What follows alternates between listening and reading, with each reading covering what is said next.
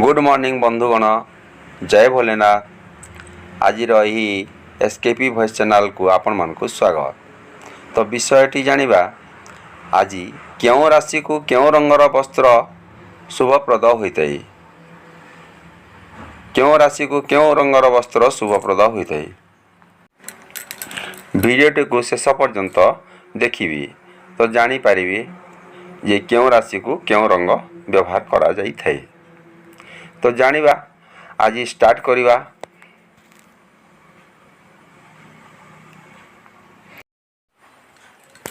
प्रथम राशि मेष।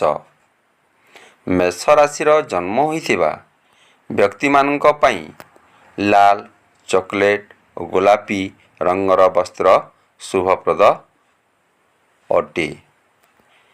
एही रंगर जानवाहन मध्य तांक पई शुभप्रद होइथाए।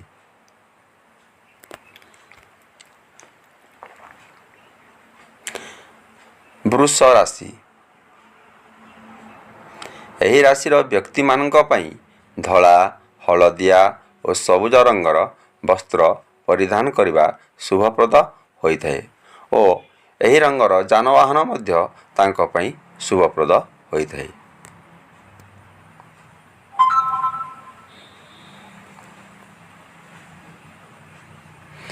मिथुन राशि। एही राशि व्यक्ति चंपा, हलदी, ब्लू और गोलापी रंगर वस्त्र शुभप्रद होइथाए। एही सबु रंगर वस्त्र हेउबा जेकोसी द्रव्य आपण माने व्यवहार करि परिबे ताहा आपण मानक पई शुभप्रद हेबो। कर्कट राशि।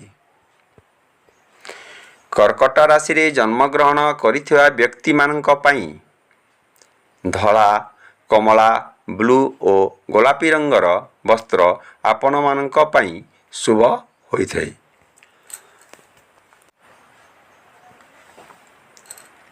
सिंह राशि।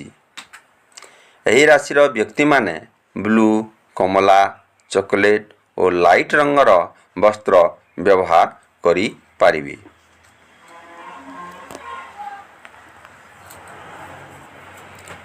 कन्या राशि।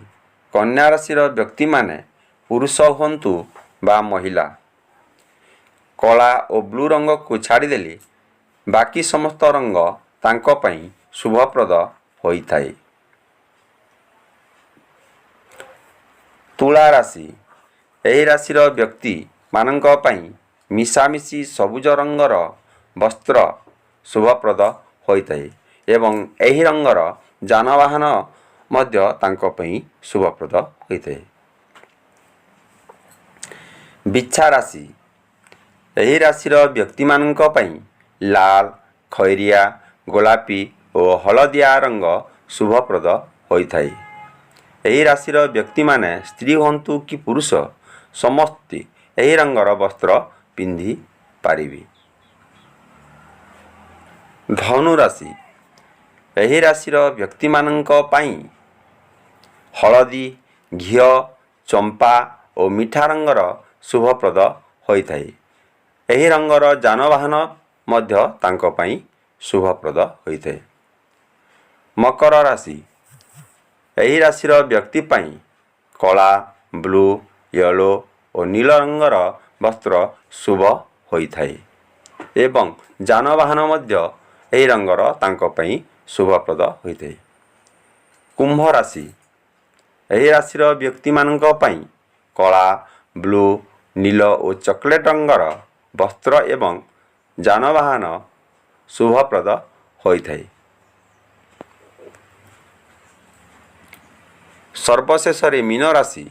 एही मीन राशि रे जन्मित व्यक्ति मानक पई हलदी, चंपा, कमला, गोलापी रंगर वस्त्र और वाहन शुभप्रद होइथाए।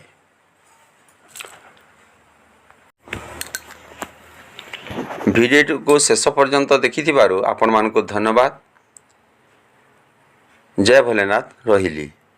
एसकेपी वॉइस चैनल को आपण लाइक टिए सब्सक्राइब टिए कर दियंतु। जय भोलेनाथ।